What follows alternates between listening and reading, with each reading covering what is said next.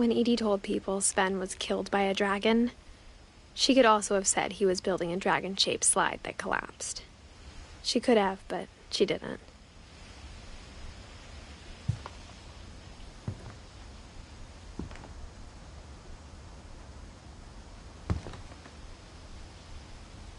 Even in her 90s, sometimes Edie seemed a lot younger than my mother.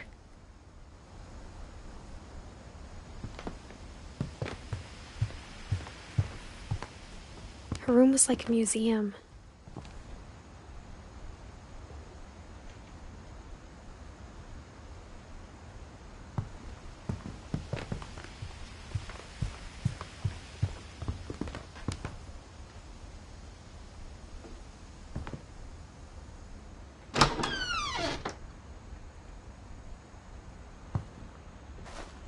The only trace Grandpa Sam's first wife, Kay, left on the house was the pink bathroom.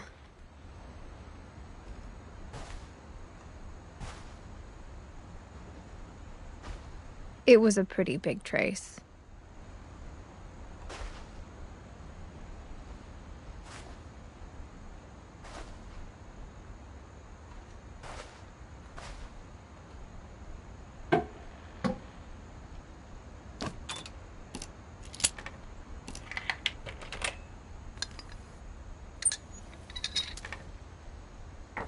There's a secret in this bathroom. It's in the last place you would look. It isn't in the cupboard.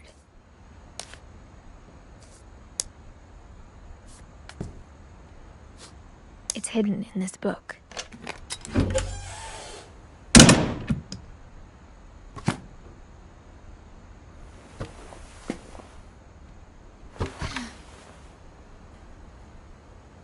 Sven gave Sam an old camera he'd refurbished. He never put it down.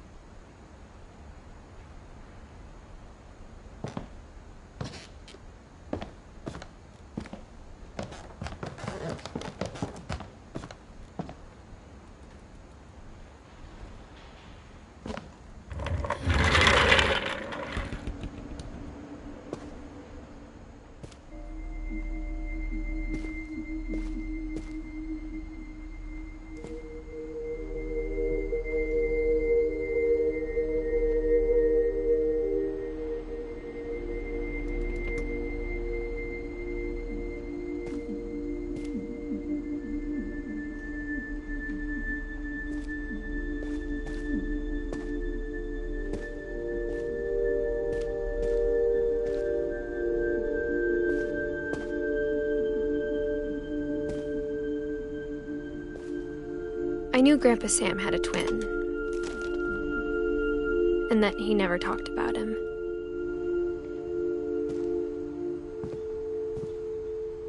I guess my grandpa didn't like history any more than my mom did.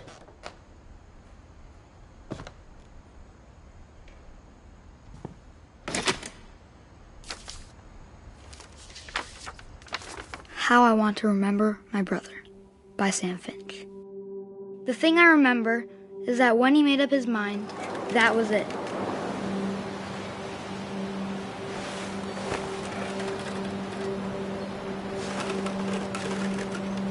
My brother said he'd die before he ate another mushroom, and he did.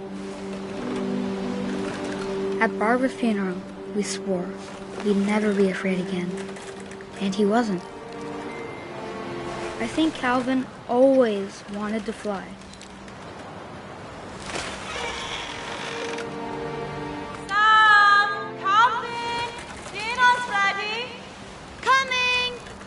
But that day, he finally made up his mind to do it. I told him going around was impossible. Maybe if I hadn't said that.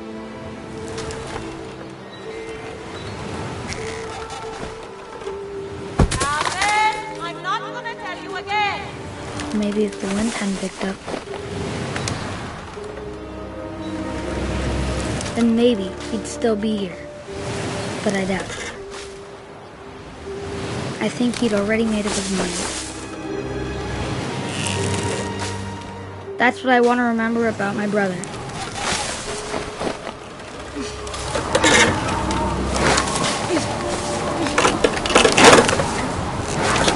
The day he made up his mind to fly. And he did.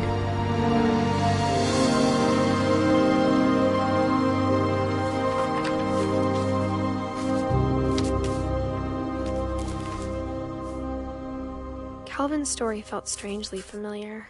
When I was younger, I remember trying to do the exact same thing.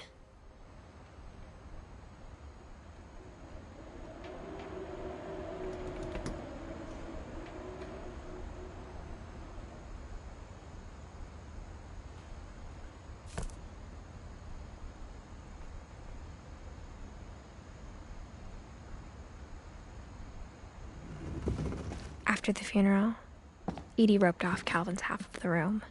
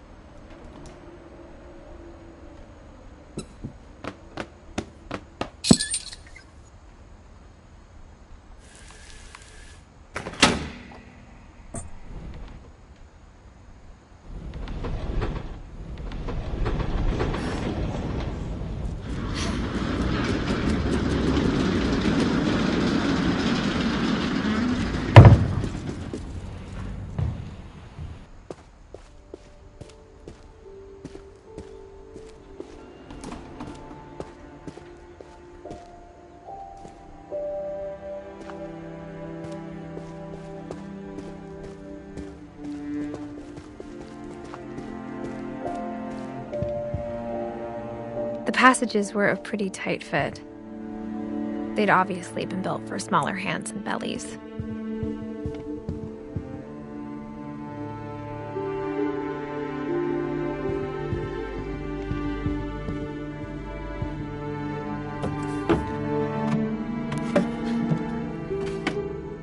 Growing up, I always thought of Barbara as a child star.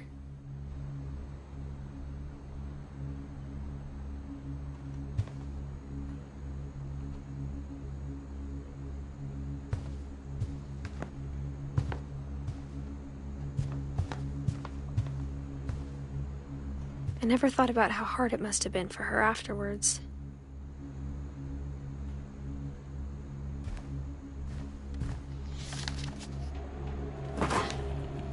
Of all the stories people wrote about Barbara's death, I'm surprised Edie saved this one.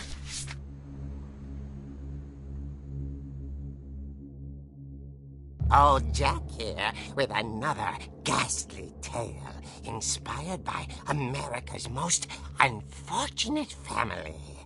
I'm calling it The Surprise Ending of Barbara Finch. As a child star, Barbara was famous for her scream. Now at 16, she was all washed up. A has-been. But in a lucky break, she'd been asked to perform her signature scream at a local convention for monster movie fans. It was just the boost her career needed. Unfortunately, her scream hadn't aged well. Getting better. I think you just need the right motivation. Her biggest fan and current boyfriend, Rick, was about to demonstrate when... Now that was a great scream. It was Barbara's father, Sven. He'd slipped into a table saw and had to be rushed to the emergency room. So Barbara got stuck babysitting her youngest brother, Walter. Her convention comeback was cancelled. Okay, I'm hearing frustration, but I'm not hearing terror. What if I tried... A gang of hoodlums in Halloween masks have been terrorizing Orcas Island tonight. Police are urging residents to... That came from the basement. You're right! Also, I loved your delivery on that. Why is your basement door locked? Because my dad likes making puzzles and secret passages. There's a key hidden in the music box. The secret is to keep winding and winding until finally the key pops out. Thanks, babe. I'll be back in a sec. 20 minutes later, Rick hadn't returned. So Barbara went to look for him, right on cue. She reached for the music box. And as she wound the key, she listened for Rick, but the house was silent.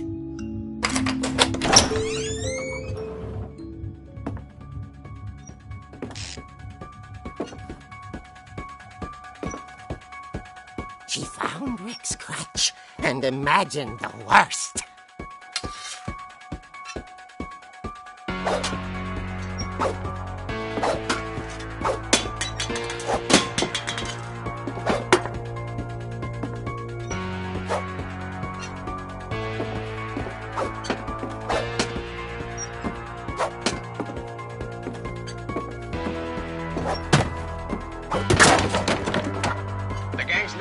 Infamous Hookman killer, Dr. Carl Hamill, who impaled and then ate his family 10 years ago tonight.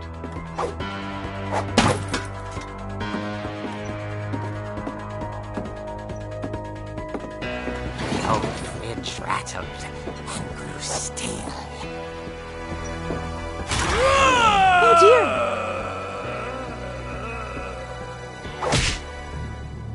Oh! Rick? Barb, relax. I was just trying to scare you to help you find your scream. Well, I'm not scared, Rick. I'm furious. Then act furious. All I'm getting from you now is that you're hurt and confused and you're... She threw him out, but she kept a little something to remember him by. Barb, have you seen my other crutch? And she was still holding it when she fell asleep watching the late picture show. Hours later... Barbara! Walter, what's going on up there? Ah! Okay, I'm coming up, but if this is a trick, you're dead, Walter.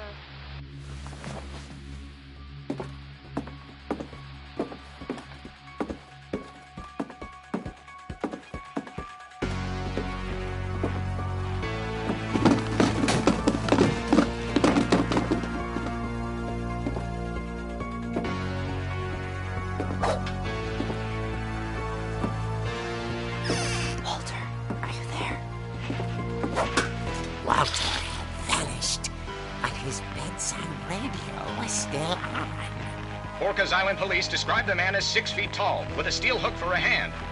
Residents are urged to lock all doors and windows and notify the police of any suspicious activity.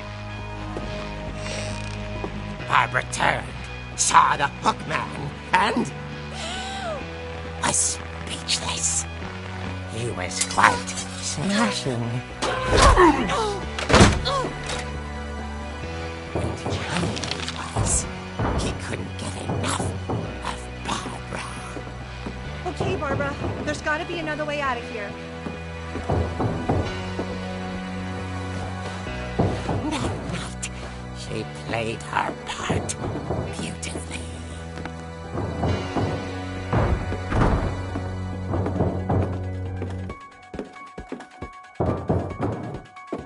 Molly's door hadn't been opened in years. The hinges groaned.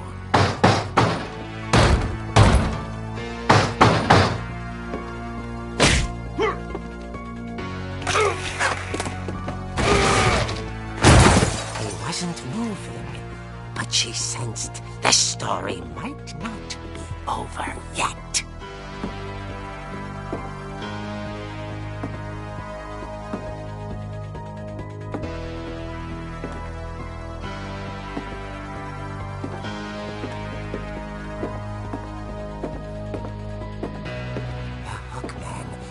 vanished.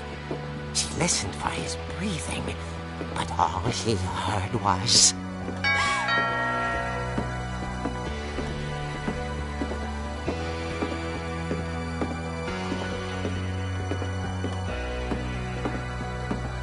At the door, she heard whispering.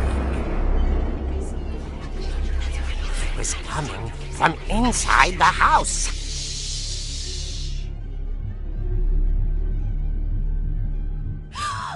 Oh dear.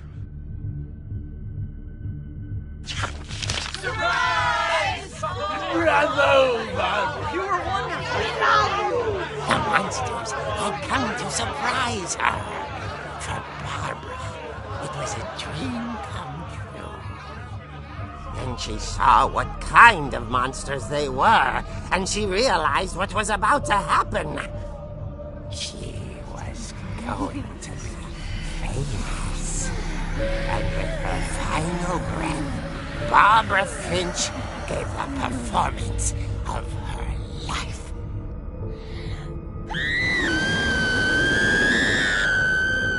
I wasn't there myself, but I hear Barbara was magnificent. Poor girl. She had a taste for stardom. But unfortunately, so did her fans. Of course, the police blamed it all on poor Rick, who disappeared the same night. And little Walter? Hiding under his bed the whole time. He took it all pretty hard, but that's another story. As for Barbara, tucked inside the music box is all they ever found of her. Her ear. Now that's what I call a real eerie tale.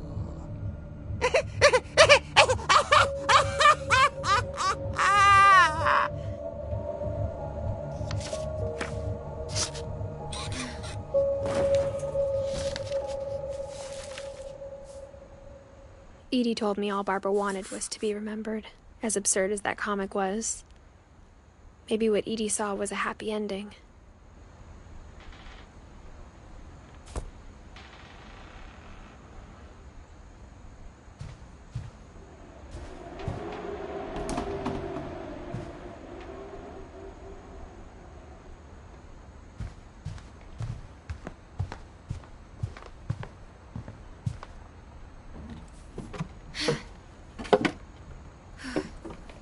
I guess now I know why Mom didn't like me playing with the music box.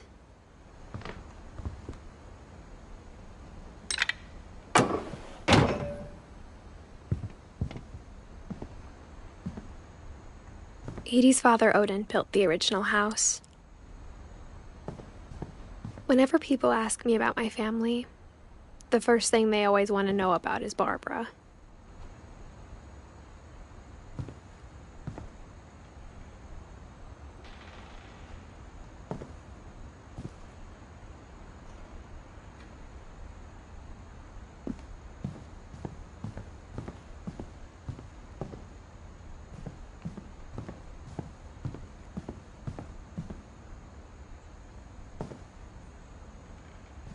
It's funny. All those times I played with the music box and never found the basement key. Mom must have locked the third-floor stairs on the night we left.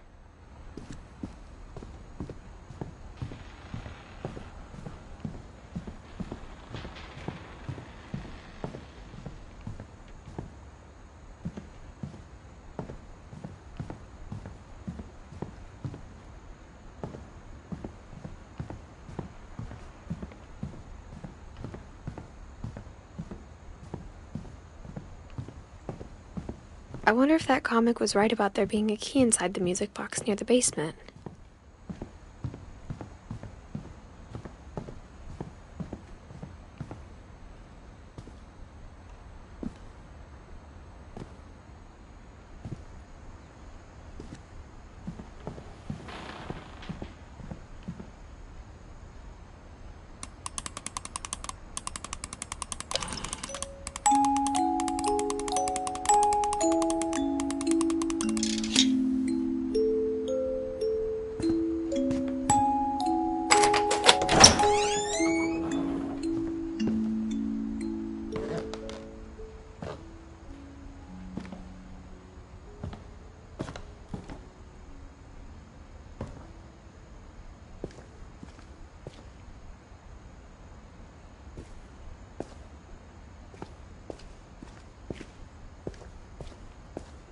Mom said the basement was off limits, unless I wanted another tetanus shot.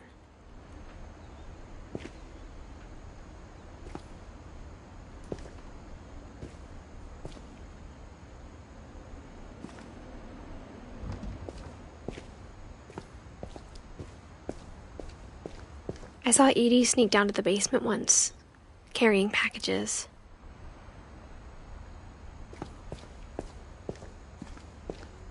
I thought maybe she was hiding presents.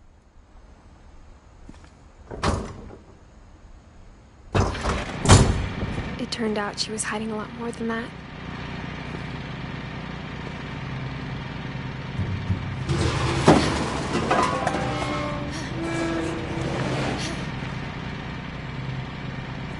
I remember asking Mom once about where Walter had gone. She said after Barbara died, he got as far away as he could. If there's a pattern in all these stories, I think it's that none of us has gotten very far.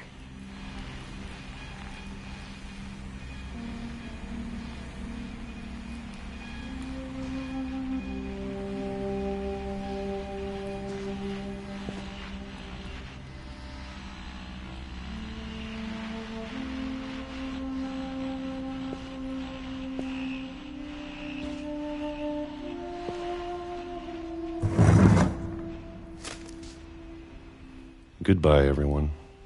I can't believe I've been down here for 30 years. On that first day, after the shaking started, I didn't think I'd survive a week.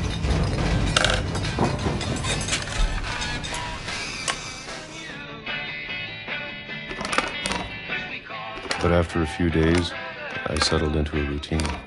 That's what kept me sane. Having a schedule, living for today. I always expected to be dead tomorrow. But if you wait long enough, you get used to anything.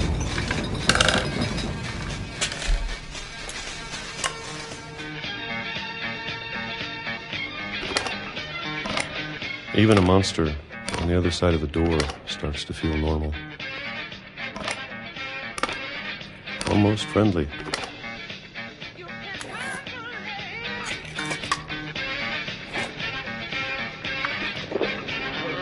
And then one day, everything just stopped. Whatever that thing was, it was gone. Maybe it got tired of waiting. Or maybe I just got tired of being afraid.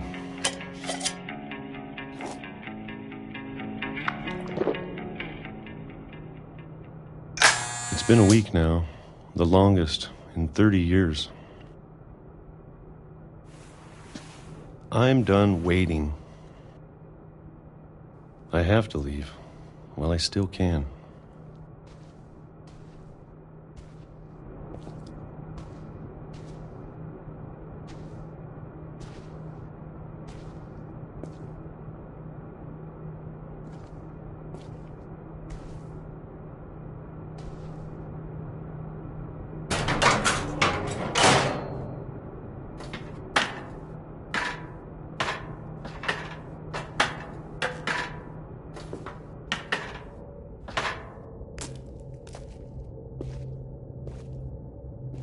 I know it's out there, somewhere. Whatever killed Barbara and Molly and Calvin. Maybe this is all a mistake. But I need to stop living the same day. Even if it kills me.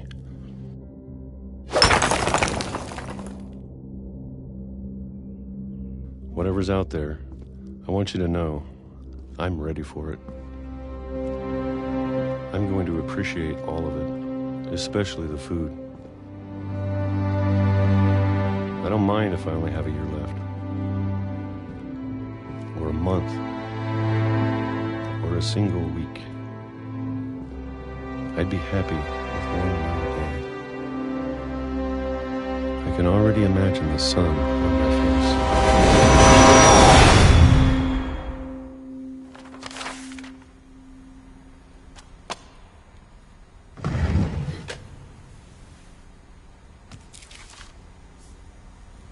Walter died when I was 6.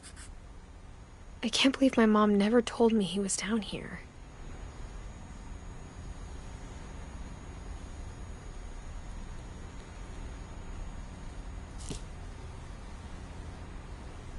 I'm sure my mom was trying to protect me.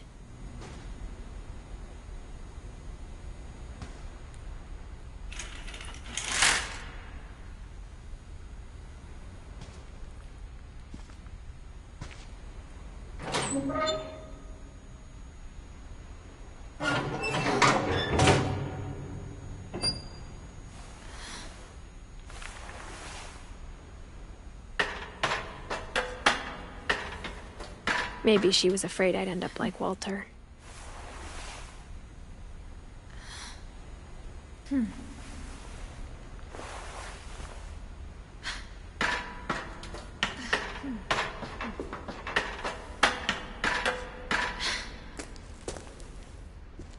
But if she never told me about an uncle under the house, I can only imagine what else she was hiding. I don't want to make the same mistakes she made. Trying to bury something that's still alive. Now that there's only one of us left, or maybe 2,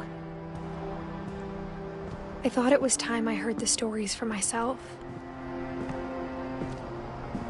and found out what happened to everyone else. But now I'm worried the stories themselves might be the problem. Maybe we believed so much in a family curse, we made it real.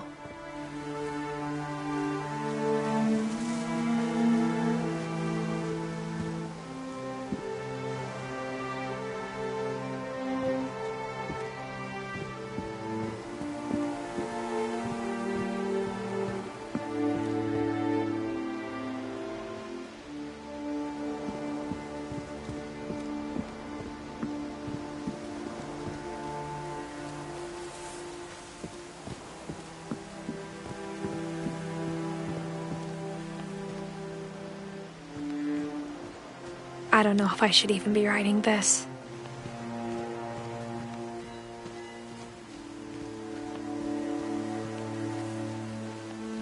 Maybe it'd be better if all this just died with me.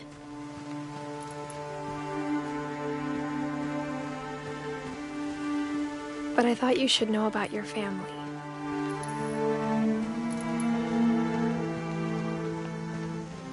And the history you're a part of.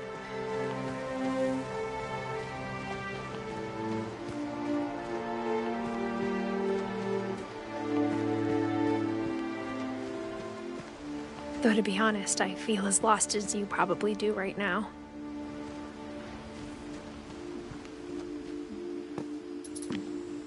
I think the people in these stories believed them, for what that's worth.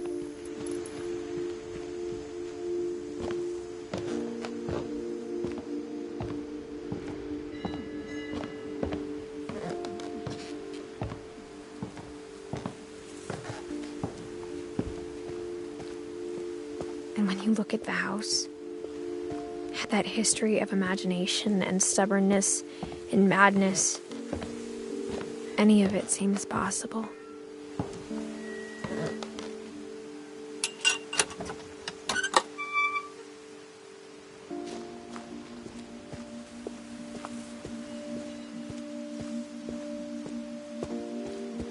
I think we've been surrounded by death for so long, we've just gotten used to it.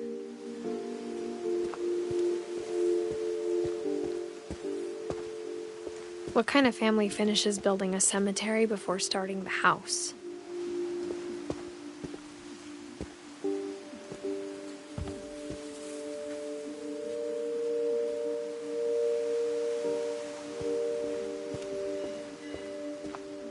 It's embarrassing for me to admit this, but the pet cemetery made me more uncomfortable than the human one. 3 of the gerbils were mine, and 2 had been my fault.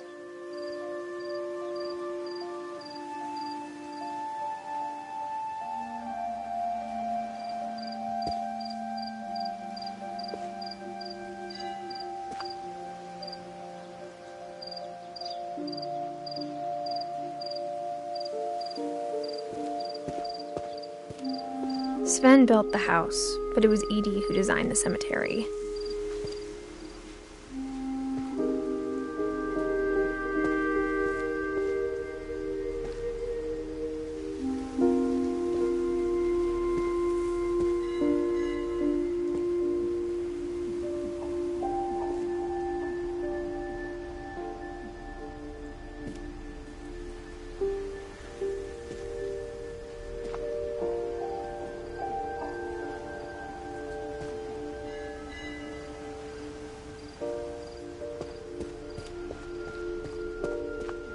I'm sure Odin's monument had been Edie's idea. My mom was always trying to move on, but for Edie, the past never went away.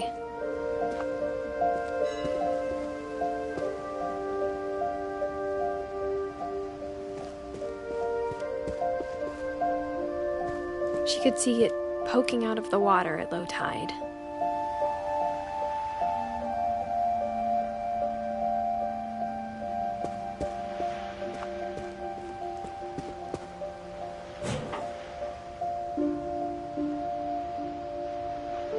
Edie said she dreamed about the old house every night.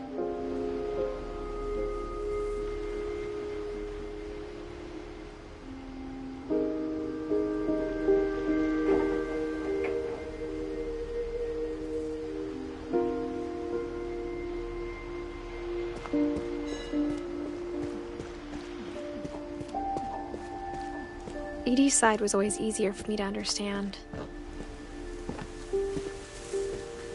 But the older I get, the more I can see where my mom was coming from. Her dad had been pretty strict, but it wasn't enough to save her brothers. She was just trying to do better.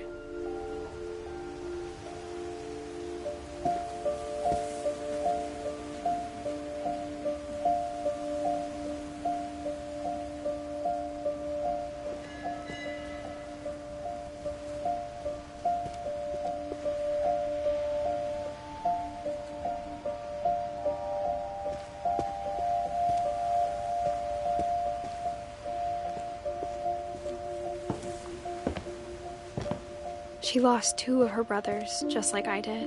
I get why she tried so hard to protect us.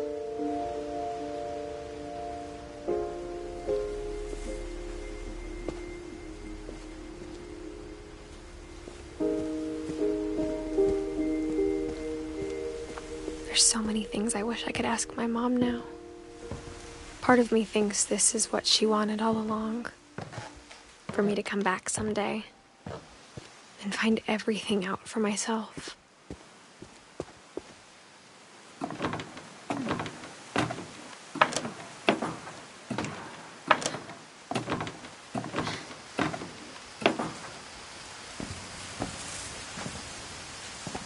But looking back on it now, if she told me there was going to be so much climbing, I never would have come when I was 22 weeks pregnant.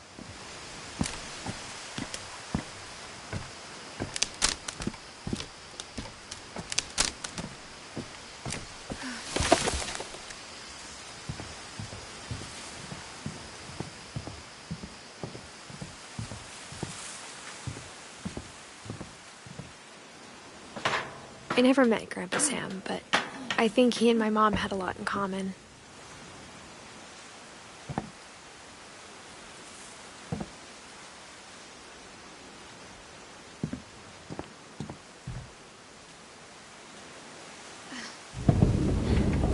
They were both pretty intense.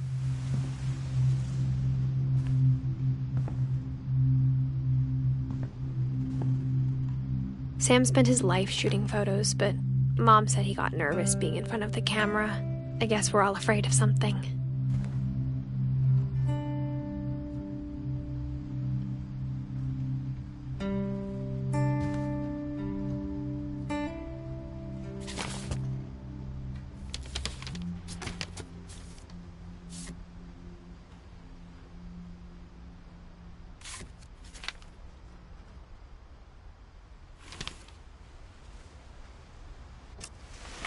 Dawn, I promise, you'll never forget this weekend. Yes, sir. These memories are gonna last a lifetime. Hmm? Perfect. Am I gonna have to shoot anything? It's gonna rain the whole weekend, isn't it? I will never forget this weekend, Dad. That's the spirit. Okay, got it. I'm gonna take some pictures, okay? Just be careful. That camera's older than you are.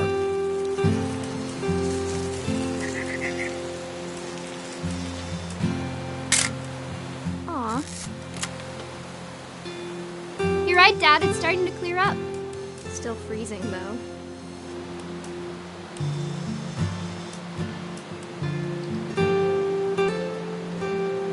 Definitely should not have drunk all that coffee.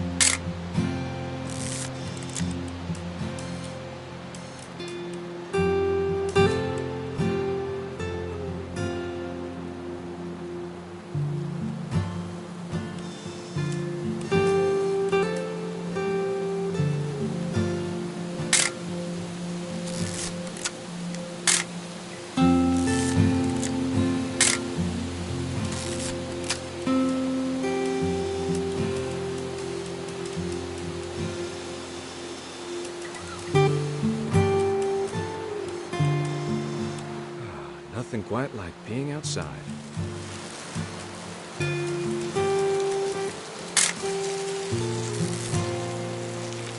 Oop, a little more gas in the tank, I guess.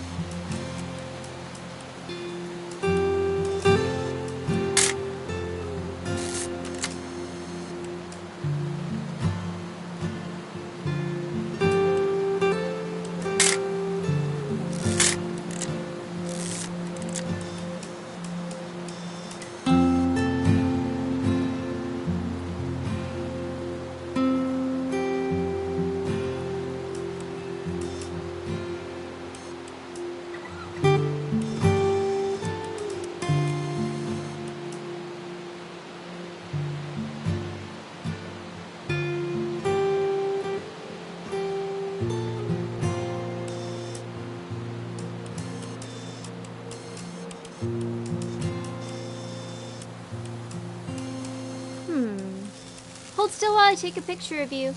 I definitely won't be moving. Are you done? Hey! That's a keeper. I'm just saying, I'm not always gonna be here, Don. You'll need to remember this stuff, if you want to survive. I'll be fine, Dad. You know who else thought he was gonna be fine? Some guy who died. Don, I'm being serious. I know, Dad. You're always serious. Doesn't being out here make you want to chill out? Well, to tell you the truth, I haven't been out here in 20 years.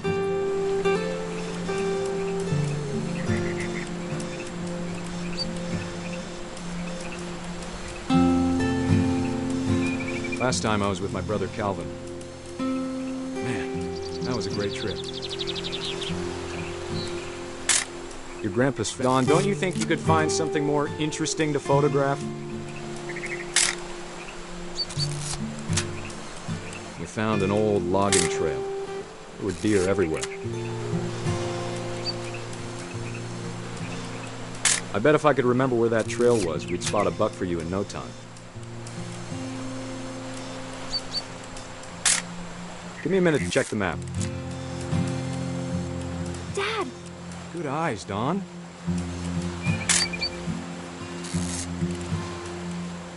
Before you take the shot, let me get a picture of it.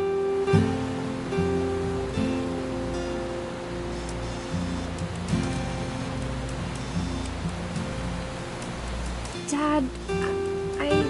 Just breathe. Turn off your imagination. Let me get behind you. Do I have to do this? Dawn, you don't have to do anything. But if you want to survive, you need to be strong. Great shot, Dawn!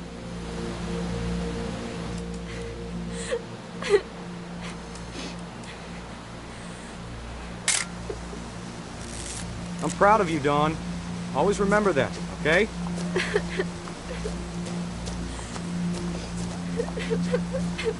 Dad, it's twitching. I think That's it's totally normal, Dawn.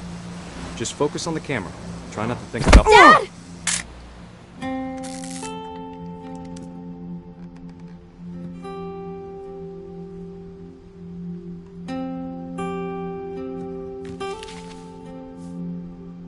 Of all these stories, that's the one I wish most that my mom had told me.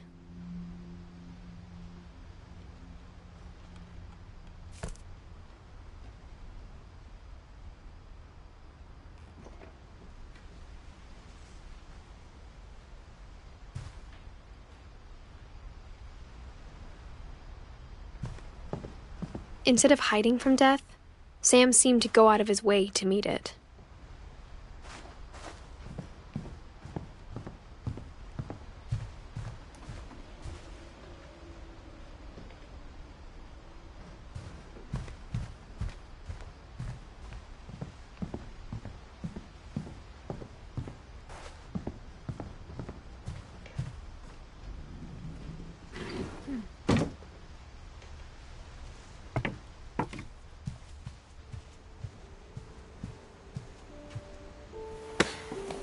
After Sam died, my mom and Edie got really close. They'd both lost a lot.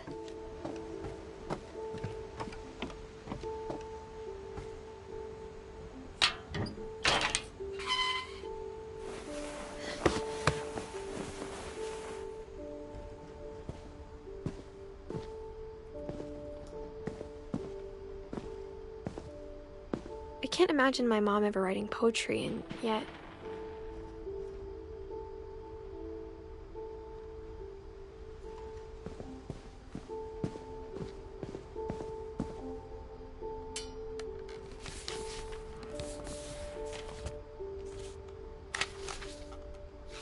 Dear Kay, do you remember the way Gregory used to laugh when he thought he was alone? Like something funny was happening, but only he could see it. I think he saw things the rest of us don't.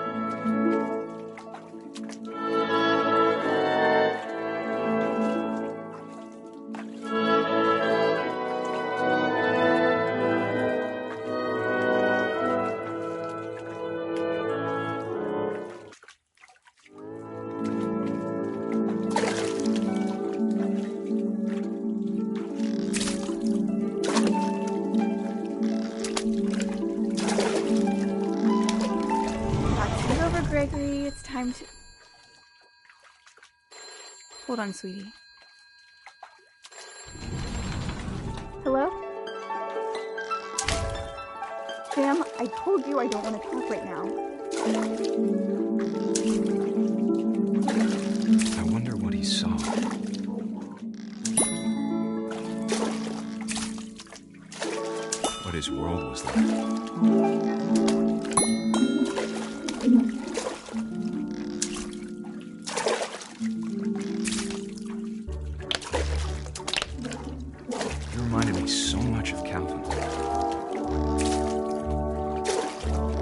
lost in his imagination. Whatever it was he saw.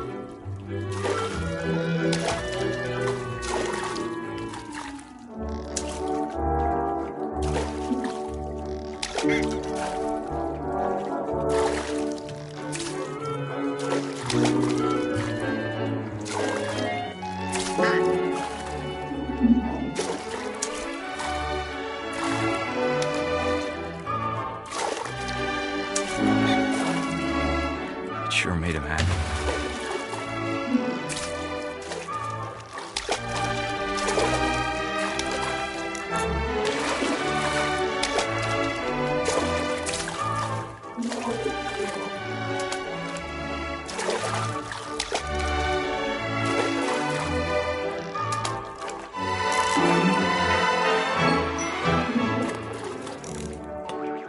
I know how silly it sounds.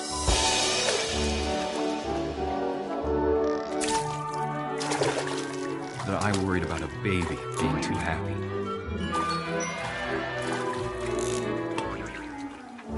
But I could feel him slipping away. Sorry about that, Gregory. I know you did everything you could. Maybe if I hadn't called that night. Damn it. Hold on, I don't want Gregory to... I wish he could have told us about the world he saw.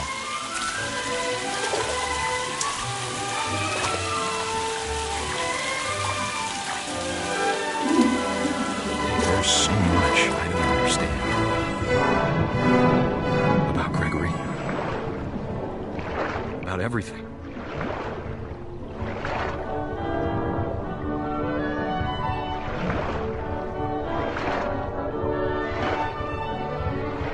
But I know what happened wasn't your fault.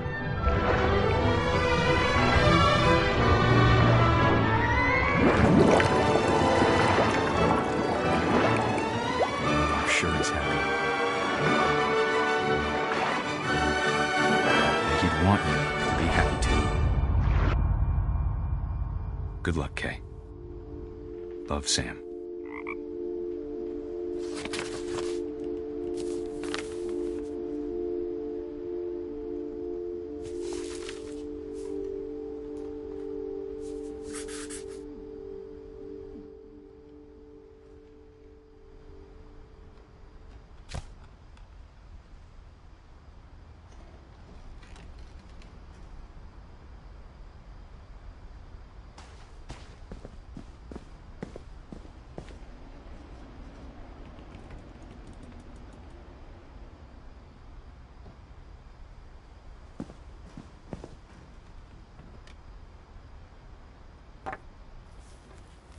A poem for Gus, who always said the wedding was a bad idea.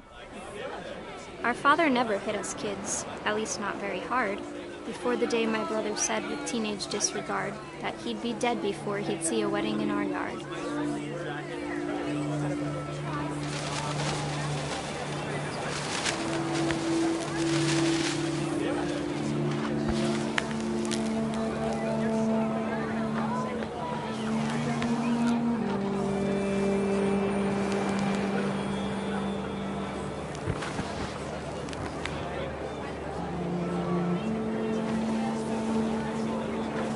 My father made him come, of course, but Gus stood far apart, just flew his kite and bottled up the storm inside his heart.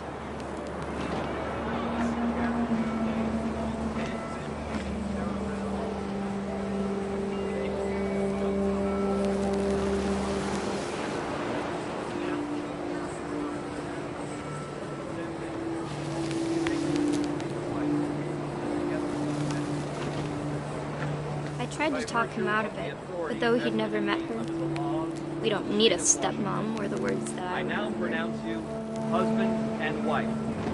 You may kiss the bride.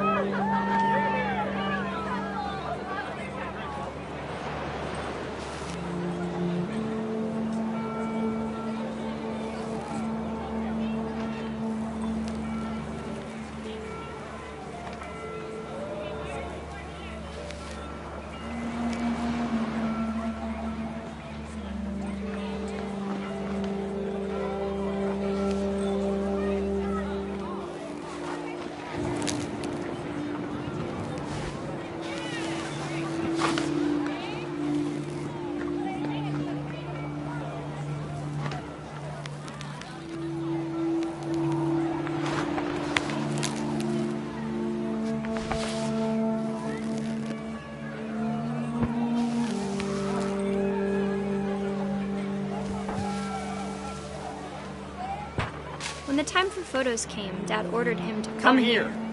But Gus declined, and as a sign held up his middle finger.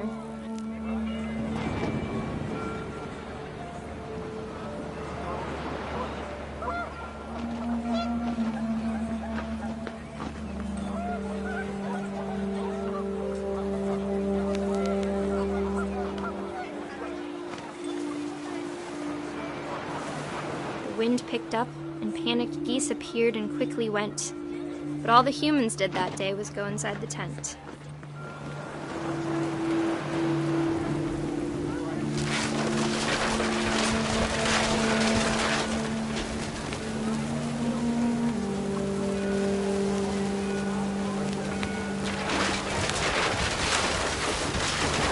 The rain came down in buckets then, but no one seemed afraid that nature might destroy the tent our dad had crudely made.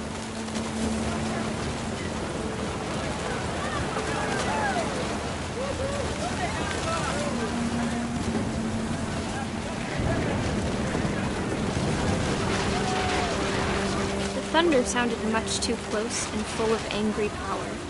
But all my father said to this was, "Make the music louder."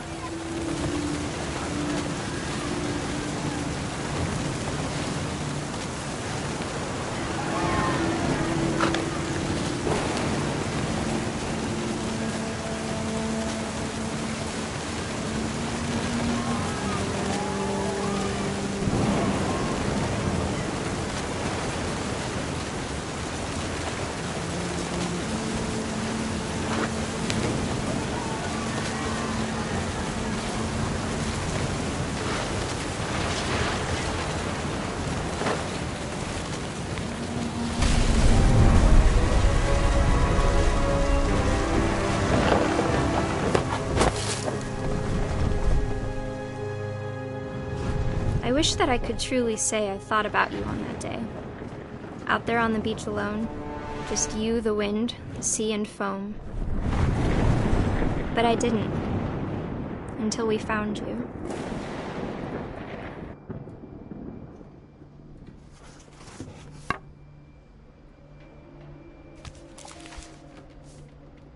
She never talked about him, but Mom told me once if I was a boy, they were going to name me Gus.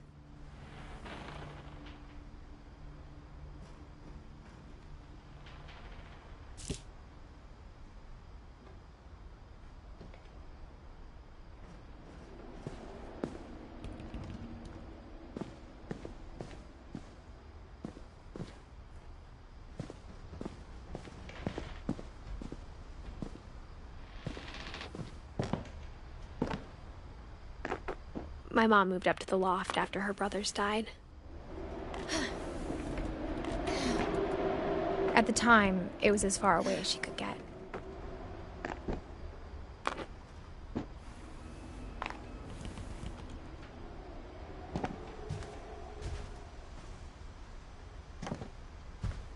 She spent a summer building houses in Calcutta, where she met my dad, Sanjay.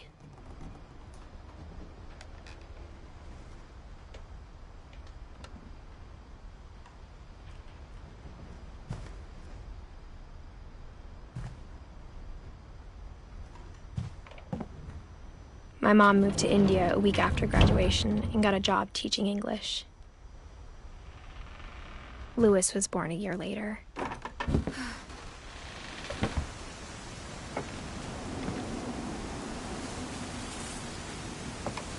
When my dad died, I don't think Mom knew where else to go. I'm sure Edie was happy to have her back. And to see kids in the house again.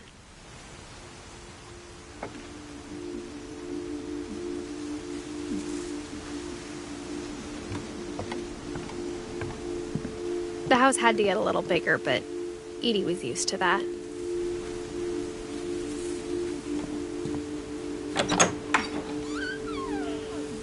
And for a while, things were good. Almost normal.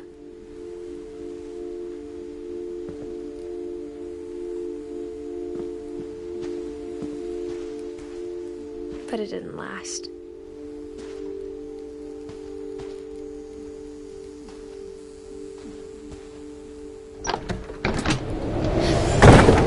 The beginning of the end was Milton's 10th birthday, when Edie gave him a castle.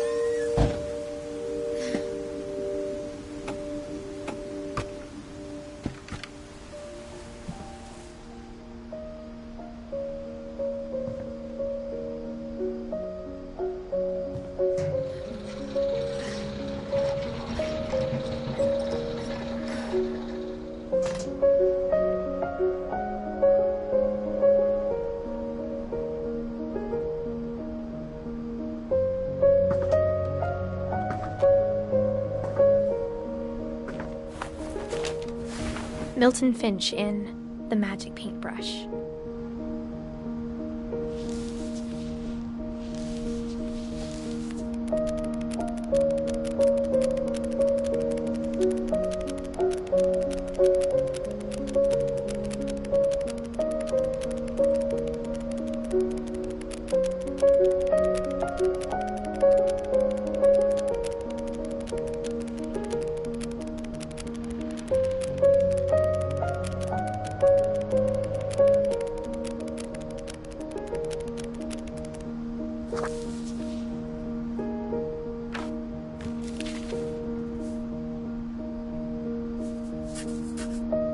I was 4 when Milton disappeared.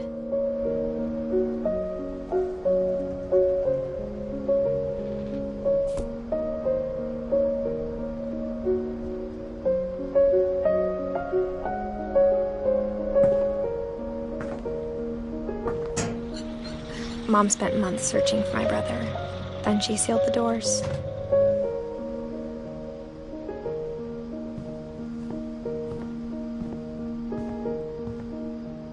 Whatever Milton had found in the house, Mom didn't want it getting out.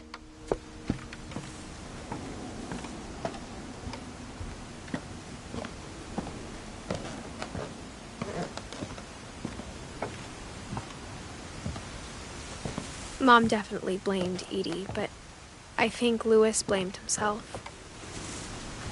After he graduated, he just spent more and more time in his room, until Mom got him a job at the cannery.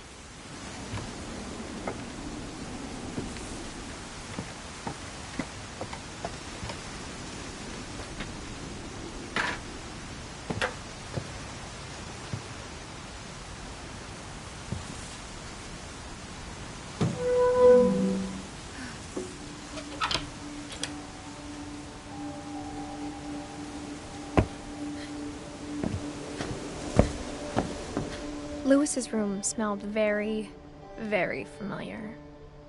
That part of him lived on.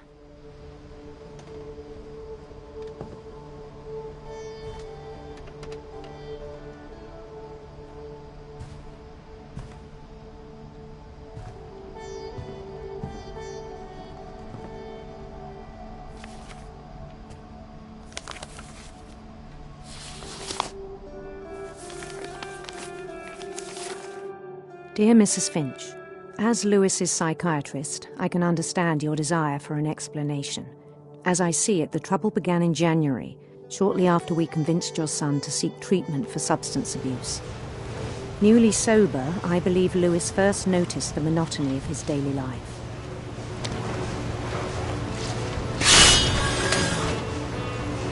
He kept working at the cannery.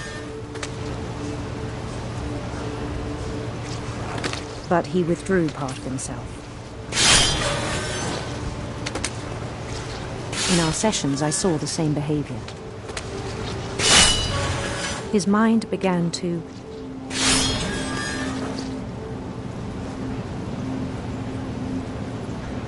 wonder. I asked him to describe it. He said he started small, imagining a labyrinth. He'd feel his way about. Then something moved. Bats. And toads.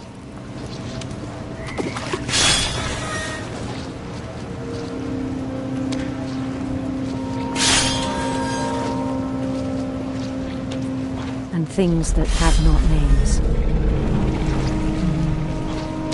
He knew it was all in his head. But he took it very seriously.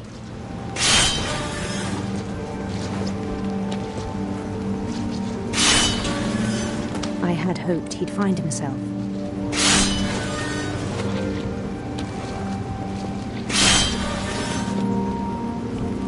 But he found something more. I worried about him then. Daydreaming at the cannery.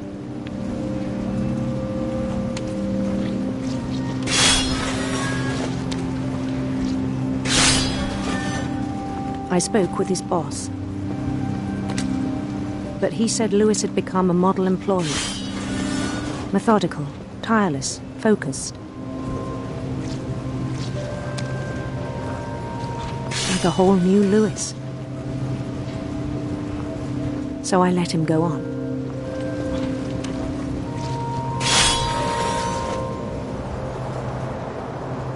I even encouraged him.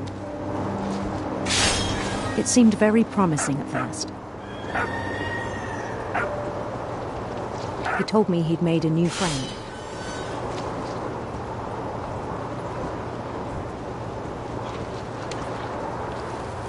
On the edge of a city he named Lewis Topia.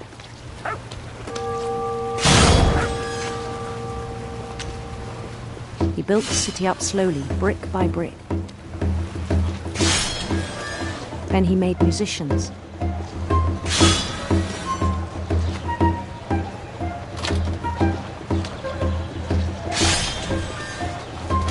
And songs for them to play.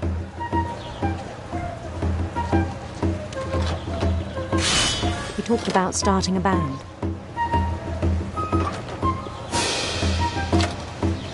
And he was always humming something. Every day his imagination grew stronger.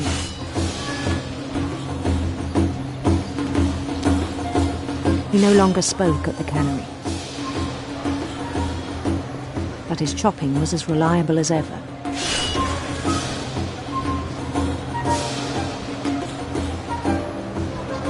Then one day it struck him that all the cheering crowds, even the stones under his feet, were all in his imagination, so he could do whatever he wished.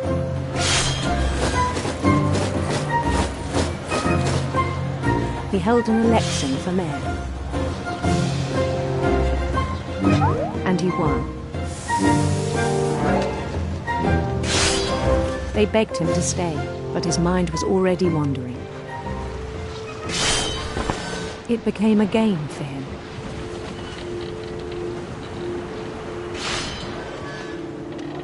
He'd conquer a city, then immediately push on.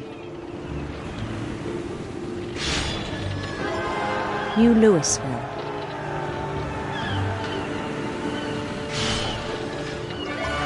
St. Louis. He started drifting away from our reality.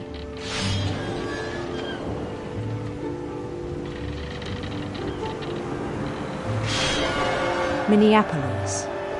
Until one day he forgot to go home from the cannery. Even as his mother pleaded with him, part of Lewis kept sailing on.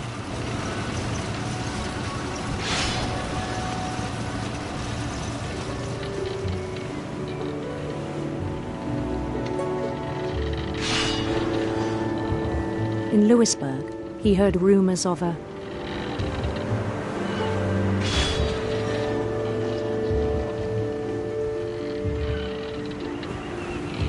Handsome queen.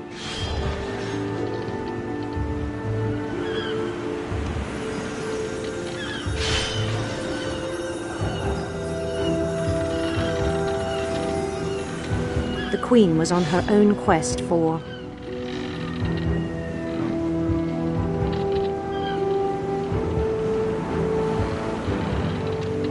radiant rainbows.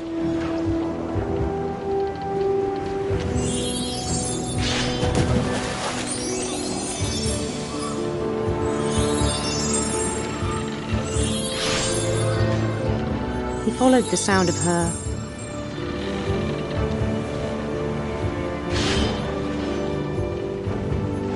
silver harp.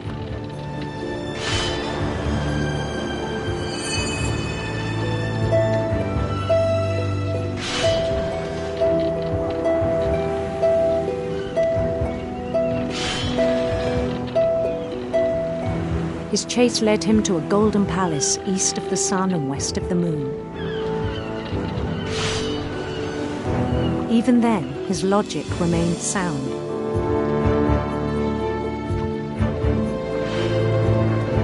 He knew the world was all in his imagination.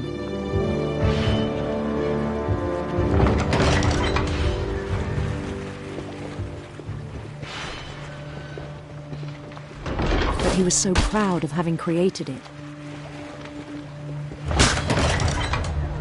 In his own eyes, he'd become something greater than a king.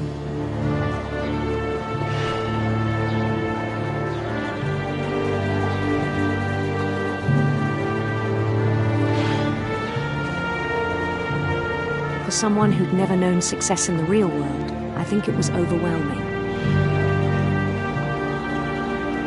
And then it struck him that the real Lewis was not the one chopping salmon, but the one climbing the steps of a golden palace.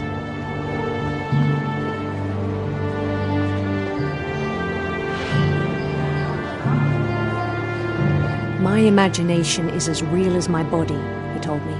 It was hard to argue with him.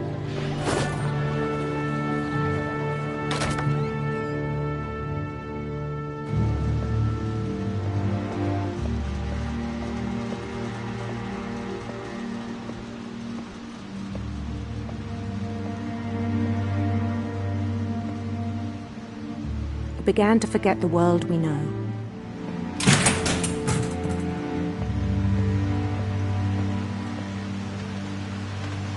I think it pained him to remember Lewis, the cannery worker.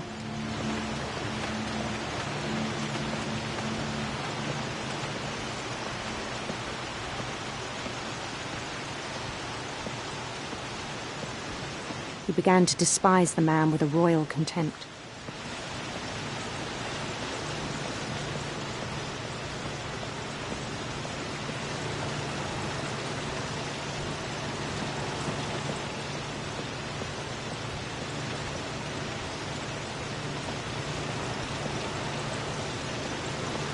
I still thought I could save him. Even after he said he was being crowned king over all the lands of wonder. The palace would be packed with his companions.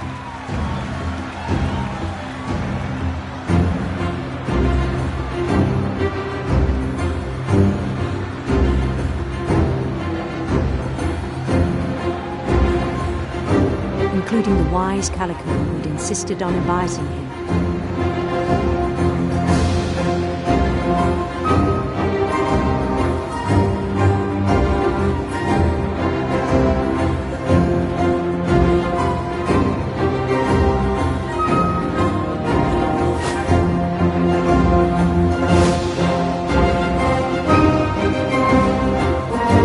His queen waited, holding his crown.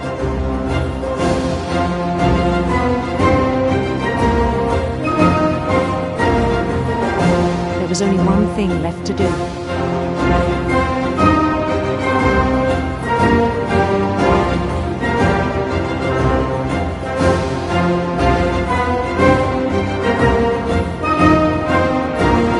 Bend down his head.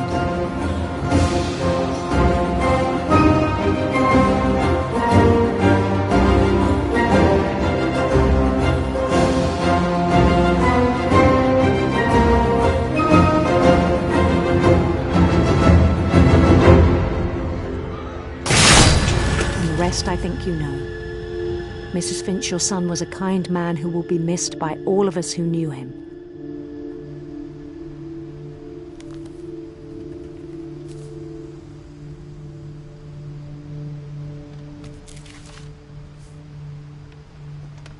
My brother was really cool. I wish you could have met him.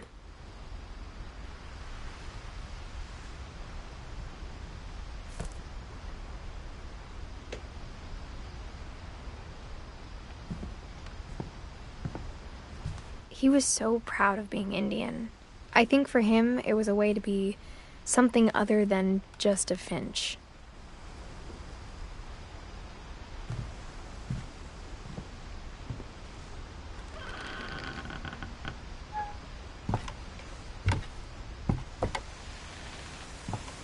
On the way back from Lewis's funeral, my mom told me to start packing.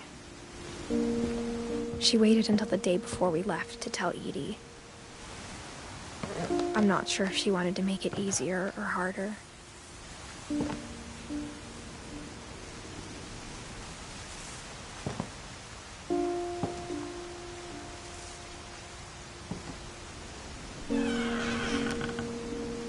I wish we'd stayed.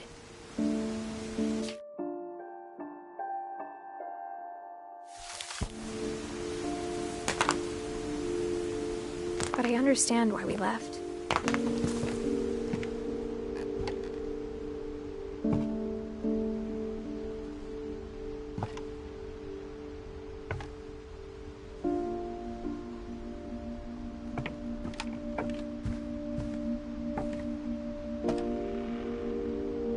My mom ended up leaving everything behind.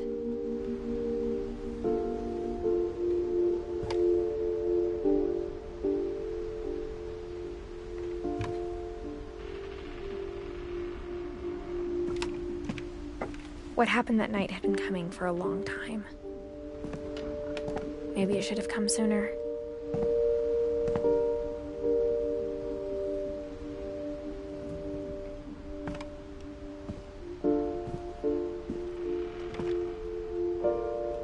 But it had to end one way or another. All that's left now is to tell you about that last night.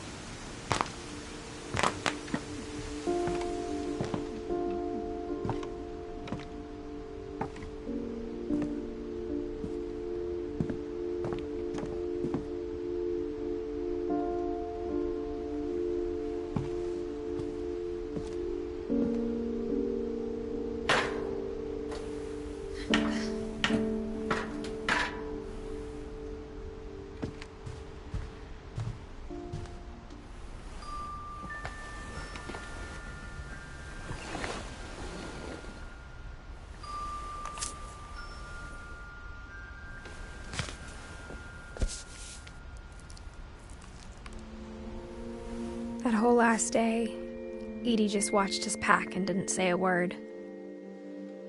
Until supper, when she raised her glass and said, "To our final night together, and all our final nights apart." Grandma, you know what I said about alcohol. Some of your medications are very Edith, specific. I left a present for you in the hallway. Why don't you go open it? The grown-ups have to argue now. I'm sorry, you're right. We're all leaving tomorrow. Let's just enjoy our last... I'm not leaving. Edith, you're excused.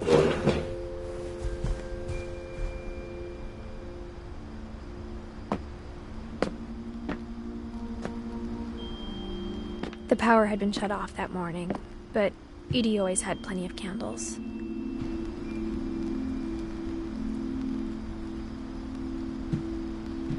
When my mom sealed the library, I don't think she knew about the other entrance.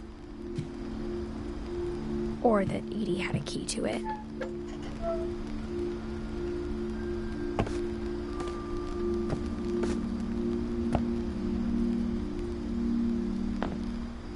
That thing you're afraid of isn't going to end when you leave the house.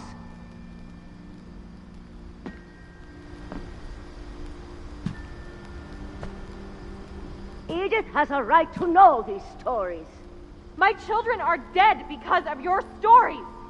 I think it's best if Edith and I leave tonight.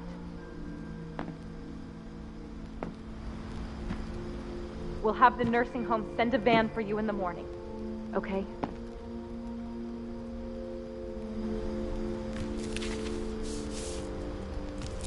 Dear Edith, there's so many stories I wish I could tell you, but there's only time for one. This is about what happened on the night you were born. That night, the tide went way, way out. It was the first and last time I ever saw the old house aground. There'd been an earthquake out in the middle of the ocean. They called it the lowest tide in 1,000 years. God, it smelled awful. You know, I've seen that house every day of my life.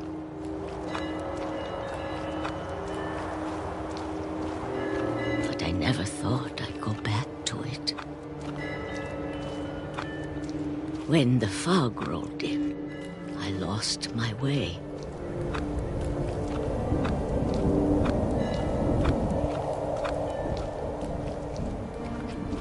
I got turned around.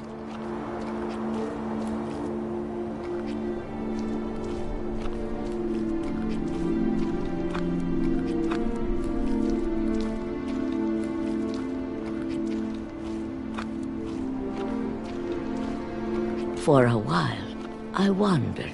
I started seeing things.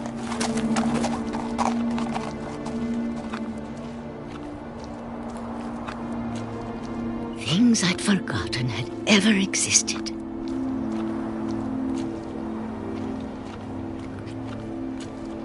But when I saw them, they felt like old friends. That night, a lot of things came back to me. Or maybe I came back to them.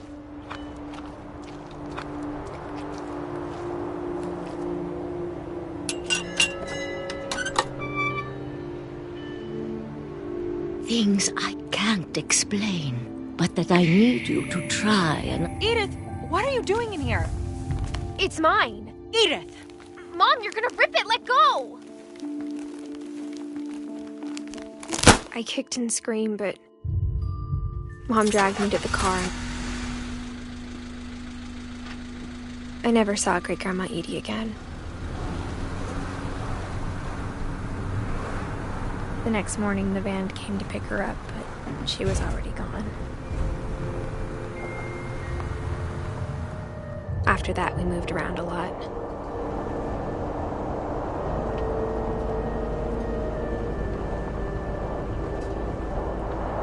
We both tried to make the best of it.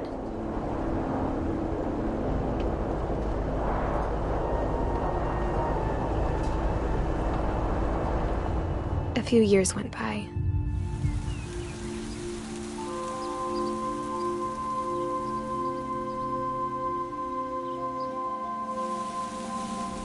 My mom didn't like to talk about it, but she started getting sick a lot. The rest happened pretty quickly.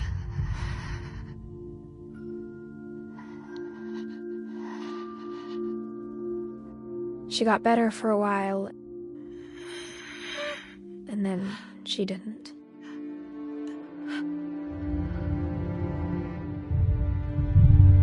And then I was alone. The last Finch left alive.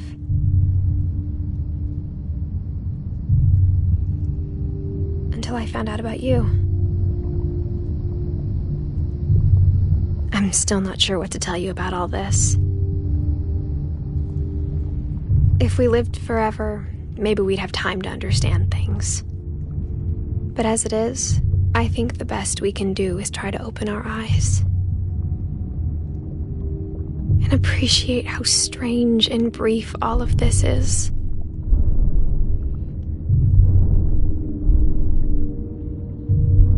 This journal was supposed to be for you.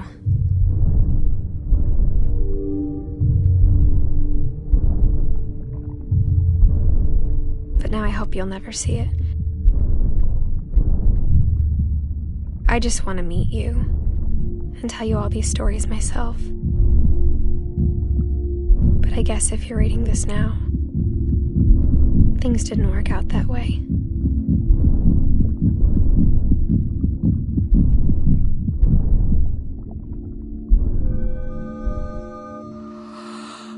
This is where your story begins.